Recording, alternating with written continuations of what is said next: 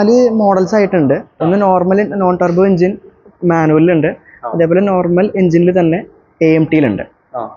പിന്നെ ടർബോ എഞ്ചിനിൽ മാനുവലിലും ഉണ്ട്, ടർബോ എഞ്ചിനിൽ CVTയിലും ഉണ്ട്. അപ്പോൾ നമുക്ക് നോർമൽ എഞ്ചിൻ വരുമ്പോൾ നമുക്ക് ഓൺ റോഡ് വരുന്ന പ്രൈസ് എന്ന് പറയുന്നത് 931 വരിക ഓൺ റോഡ് പ്രൈസ്. അതേപോലെ നമുക്ക് ഓട്ടോമാറ്റിക്, അതായത് നോർമൽ എഞ്ചിൻ ഓട്ടോമാറ്റിക് വരുമ്പോൾ 997 വരിക. അതേപോലെ ടർബോ എഞ്ചിൻസിലേക്ക് വരുമ്പോൾ എന്ന് വെച്ച് കഴിഞ്ഞാൽ ടർബോ മാനുവൽ വരുമ്പോൾ നമുക്ക് അറൗണ്ട് 10,86,000 വരിക. അതേപോലെ ടർബോ CVT വരുമ്പോൾ 11,93,000 വരിക. ഇതെല്ലാം ക്യൂറോയുടെ ഈ ഒരു കാറ്റഗറിയുടെ ആണോ? അതെ, ഈ ഒരു കാറ്റഗറി വെഹിക്കിളിന്റെ മാത്രമാണ് പറയുന്നത്. മറ്റേ മാഗ്നറ്റ് ആണെങ്കിലോ? മറ്റേ നോർമൽ മാഗ്നറ്റ് ആണെങ്കിൽ നമുക്കൊരു ഓൺ റോഡ് 678 മുതൽ സ്റ്റാർട്ട് ചെയ്യുന്നുണ്ട്. ഓൺ റോഡ് പ്രൈസ് ആണ് വരുന്നത്. അതിലും വരുന്നില്ലേ ഈ ഇങ്ങനെ ഒരു വേരിയന്റ് വിസിയ ഉണ്ട്. നമുക്ക് മാഗ്നറ്റ് ആക്ച്വലി 7 വേരിയന്റിലാണ് വരിക. ഇപ്പൊ നോർമൽ എഞ്ചിനിൽ നോക്കുകയാണെങ്കിലാണ് 7 വേരിയന്റ് വരിക. അതിൽ വിസിയ എന്ന് പറഞ്ഞ വേരിയന്റ് ഉണ്ട്, അതേപോലെ വിസിയ പ്ലസ്. അതാണ് ഒരു ഈ പറഞ്ഞ റേറ്റ് അല്ല, വിസിയ ആണ് ഞാൻ 678 പറഞ്ഞത്. വിസിയ പ്ലസ് എന്ന് വെച്ച് കഴിഞ്ഞാൽ നമുക്ക് ഈ വിസിയയുടെ വേരിയന്റിൽ തന്നെ 2-3 ഫീച്ചേഴ്സ് ആഡ് ഓൺ ചെയ്ത വേരിയന്റ് ആണ് വിസിയ പ്ലസ് വരുന്നത്. അതേപോലെ തന്നെ എസെൻഡ എന്ന് പറഞ്ഞ വേരിയന്റ് വരുന്നുണ്ട്, പിന്നെ എൻകണക്റ്റ, പിന്നെ ക്യൂറോ. ഈ വേരിയന്റ് മിഡിൽ ആയിട്ടാണ് പ്രൈസ് ചെയ്തിട്ടുള്ളത്.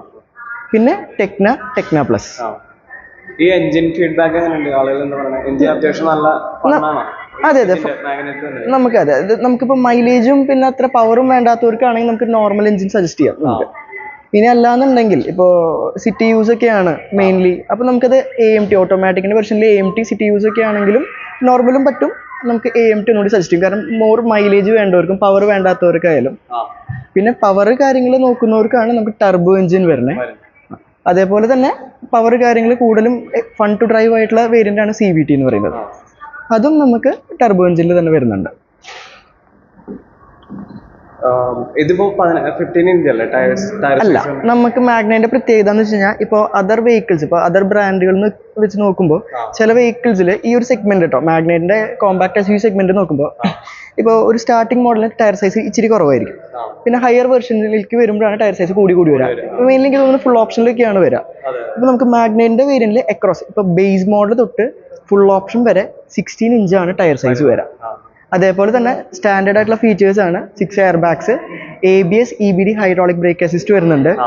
പിന്നെ ടർബോ എഞ്ചിനിലേക്ക് വരുമ്പോൾ ആന്റി റോൾ ബാർ വരുന്നുണ്ട്, വണ്ടി മറയാണ്ടിരിക്കാനും പിന്നെ സ്ലോപ്പുകളിൽ കൂടി ഇറക്കുമ്പോൾ അതിന് ഒരു ബുദ്ധിമുട്ടോ അല്ലെങ്കിൽ ഇങ്ങനെ സ്ലാൻഡിങ് ഒന്നും വരാണ്ടിരിക്കാൻ.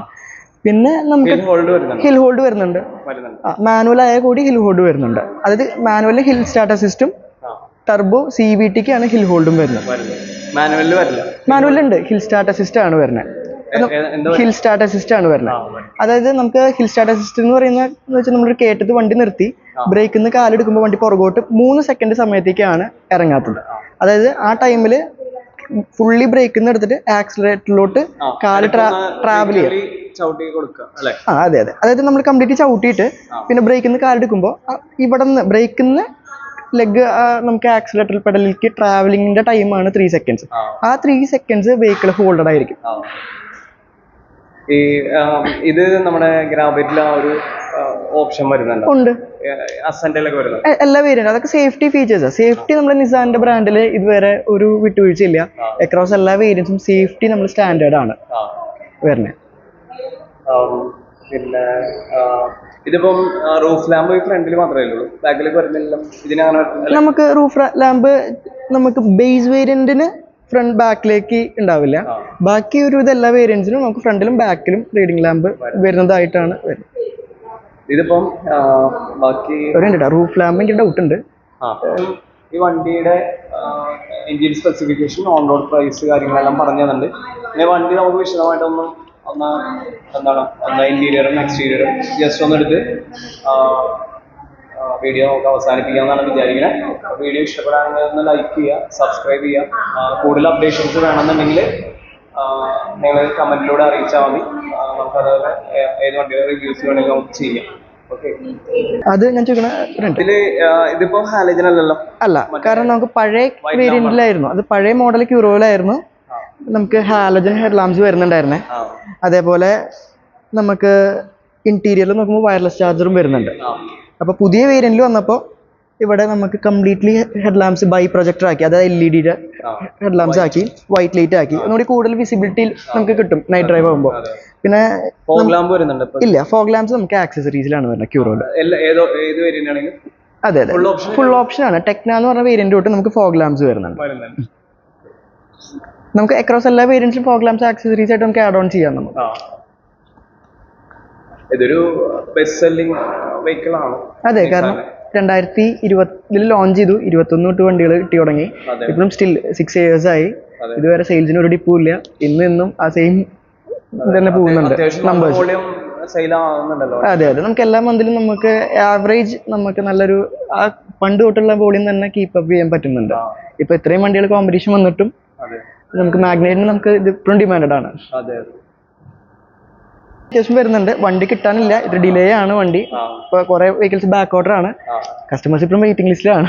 അതുകൊണ്ടാണ് വൈറ്റ് കിട്ടിയ മാത്രമേ അത് വണ്ടി ഞാൻ ലോഞ്ച് ചെയ്ത മാർച്ചിൽ എന്തോ അല്ലേ ലോഞ്ച്. അതെ അതെ, മാർച്ചിൽ ലോഞ്ച് ചെയ്ത് ഞാൻ April 17 വണ്ടി എടുത്തു. അതെ അതെ, കിട്ടിയ പാടെ എടുത്തു. കാരണം നമുക്കറിയാം ഇതിന്റെ സെയിൽ ഏത് രീതിയിലേക്ക് പോകും. വണ്ടി എങ്ങനെയാണ് ആ സ്ലോട്ട് പ്ലേസ് ആയത്. ആ സ്ലോട്ടേ ഇപ്പം ചെറിയ ആ ഒരു ഗ്യാപ്പ് ഉണ്ടായിരുന്നു. 7 സീറ്റർ MPV ഡ്രീമായിട്ട് കൊണ്ടുനടക്കാൻ ഒരുപാട് ആൾക്കാരുണ്ടായിരുന്നു. തീർച്ചയായിട്ടും. പക്ഷെ ഭയങ്കര ഹയർ പ്രൈസ് ആണ്. നമ്മൾ മറ്റ് കാറ്റഗറികൾ മറ്റ് കമ്പനികൾ നോക്കുമ്പോൾ ഹയർ പ്രൈസ് ആണ്. അതെ അതെ. അപ്പോ അങ്ങനെ ഇരിക്കുന്ന സമയത്ത് ഈ വണ്ടി കറക്റ്റ് ആയിട്ട് വന്ന് പ്ലേസ് ആയിട്ടുണ്ട്. ഞാനിങ്ങനെ ആലോചിച്ച് നോക്കിയപ്പോൾ എന്തായാലും വണ്ടി കിട്ടാത്തൊരവസ്ഥയിലേക്കൊക്കെ ഇനി പോകാനുള്ള സാധ്യത ഉണ്ട്. കാരണം അത്രയും എന്താണ് കോസ്റ്റ് എഫക്റ്റീവ് ആയിട്ട് നല്ലൊരു വെഹിക്കിള്. അതെ അതെ, നമുക്ക് ആ പ്രൈസിങ് ഒരു പ്ലേസ് നിസാൻ എല്ലാ വെഹിക്കിൾസിലും പണ്ട് മുതൽ പ്ലേസ് ചെയ്തിട്ടുള്ള പ്രൈസ് എന്ന് വെച്ച് കഴിഞ്ഞാൽ നമുക്കിപ്പോൾ ഒരു നോർമലി ഒരു ഓർഡിനറി മാനിന് ലൈക്ക് ആ കോമൺ ബഡ്ജറ്റിംഗ് തുടങ്ങി നമുക്ക് ഹയർ ലക്ഷറി വേരിയന്റ്, ഒരു മിഡ് ലക്ഷറി എന്ന് പറഞ്ഞ വേരിയന്റ് വരെ നമുക്ക് പോകാനുള്ള എല്ലാ ഫീച്ചേഴ്സും പ്രൈസിംഗിൽ നമ്മൾ ഇൻക്ലൂഡഡ് ആയിട്ട്. എൻ്റെ അടുത്ത് 2 ഓപ്ഷൻ വന്നു. ഒന്ന് ഈ മാഗ്നൈറ്റും 1 ഗ്രാബൈറ്റും വന്നു. അപ്പൊ നമ്മള് ഫാമിലീസ് ഒരു വലിയ ഫാമിലി, ജോയിന്റ് ഫാമിലിയാണ്. അപ്പോ ഒരു 7 സീറ്റർ വേണമല്ലോ എന്ന് ഓർത്തിട്ട് നമ്മൾ ഇതിന്ന് അതിലേക്കൊന്ന് ലോഞ്ചായി അതിലേക്കൊന്ന് മാറിയെന്ന് മാത്രമേ ഉള്ളൂ. പക്ഷെ വണ്ടി രണ്ടും നമുക്ക് ഒരേപോലെ ഇഷ്ടപ്പെട്ട ഒരു സാഹചര്യമാണ് ഉണ്ടായിരുന്നത്. പിന്നെ എന്താണെന്ന് വെച്ച് കഴിഞ്ഞാൽ ആ ഒരു പ്രൈസ്, പിന്നെ കിട്ടുന്ന ഫെസിലിറ്റി, ഒരുപാട് ഫെസിലിറ്റി പ്രൊവൈഡ് ചെയ്യുന്നുണ്ട് കമ്പനി. കാരണം നമുക്ക് 3rd റോയിലേക്ക് ഈ AC വെന്റ് കാര്യങ്ങൾ അങ്ങനെയുള്ള കുറേ പ്ലസ് പോയിന്റ് ഉണ്ട്. അപ്പോൾ എൻ്റെ അടുത്ത് മറ്റേ ഹോണ്ടയുടെ ഒരു വണ്ടി യൂസ് ചെയ്യുന്ന ഒരാൾ എൻ്റെ അടുത്ത് ഇങ്ങനെ ചോദിച്ചാൽ ഈ വണ്ടി എന്തായിട്ടാണ് കമ്പയർ ചെയ്യാനായിട്ട് സാധിക്കുക? ഹോണ്ടയുടെ നമ്മുടെ ഗ്രാവൈറ്റ് പോലെ ഇരിക്കുന്ന ഒരു വണ്ടി ഉണ്ടല്ലോ, ഹോണ്ടയുടെ പണ്ട് ഉണ്ടായിരുന്ന ഒരു WRV എന്ന് പറഞ്ഞ വെഹിക്കിളായിരുന്നു, ഇതിന് കൂടി നീളനെ. പക്ഷേ ലൈക്ക് ആ സെഗ്മെന്റിലല്ല.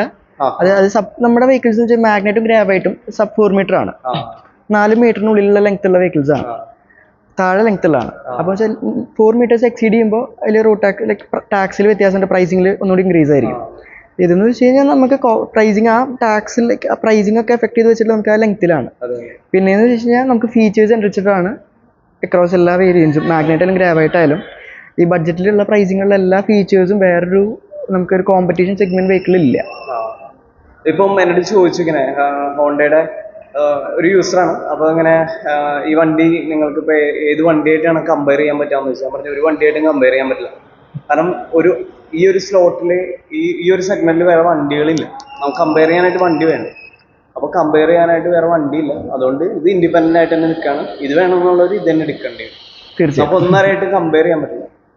കമ്പയർ ചെയ്യാൻ പറ്റില്ല എന്ന് വെച്ച് കഴിഞ്ഞാൽ പ്രൈസ് നോക്കണം, പിന്നെ കിട്ടുന്ന ഫെസിലിറ്റികൾ നോക്കണം. അപ്പോൾ അതൊക്കെ വെച്ചിട്ട് ഇതിനൊരു യൂണിക്നെസ് ഉണ്ട്. തീർച്ചയായിട്ടും അല്ലെ, ഗ്രാവൈറ്റിനാണെങ്കിലും മാഗ്നറ്റിനാണെങ്കിലും യൂണിക്നെസ് ഉണ്ട്. അപ്പോൾ നമുക്ക് നിലവിൽ സെയിം പ്രൈസിലോ സെയിം ഫെസിലിറ്റിയോ പ്രൊവൈഡ് ചെയ്യണ മറ്റു കാറുകളൊക്കെ ആണെങ്കിൽ നമുക്ക് അത് വെച്ച് കമ്പയർ ചെയ്യാം. ഇതങ്ങനെ കമ്പയർ ചെയ്യാൻ പറ്റില്ല. ഇത് വേണമെന്നുള്ളവർക്ക് ഇത് തന്നെ എടുക്കേണ്ടി വരും. അത് വേറെ ഓപ്ഷൻ ഇല്ല. അതാണ് അതിൻ്റെ ഒരു സൊല്യൂഷൻ. തിരുവല്ലയിൽ നിന്ന് ഒരാൾ വിളിച്ചിട്ടുണ്ടായിരുന്നു. ഞാൻ ഡിസ്ക്രിപ്ഷനിൽ നമ്പർ കൊടുത്ത സമയത്ത് ഒരാൾ വിളിച്ച് ചോദിച്ചപ്പോൾ നമ്മൾ കൊടുത്തൊരു ഫീഡ്ബാക്ക് അതാണ്. അപ്പോൾ ആർക്കെങ്കിലും വണ്ടി ആവശ്യമുണ്ടെങ്കിൽ അനന്തുമായിട്ട് കോൺടാക്ട് ചെയ്യാം. ഞാൻ ഡിസ്ക്രിപ്ഷനിലെ നമ്പർ കാര്യങ്ങളെല്ലാം കൊടുക്കാം. അപ്പോൾ നമ്മളെ വണ്ടിയുടെ മൊത്തം ഒന്ന് ജസ്റ്റ് ഒരു ഇന്റീരിയർ എക്സ്റ്റീരിയർ വണ്ടി നിങ്ങൾ കണ്ടിട്ടുണ്ടാവും. എന്നാലും ഞാൻ ജസ്റ്റ് അതും കൂടി ഒന്ന് എടുത്ത് കവർ ചെയ്തിട്ട് നിർത്താം. ഓക്കെ.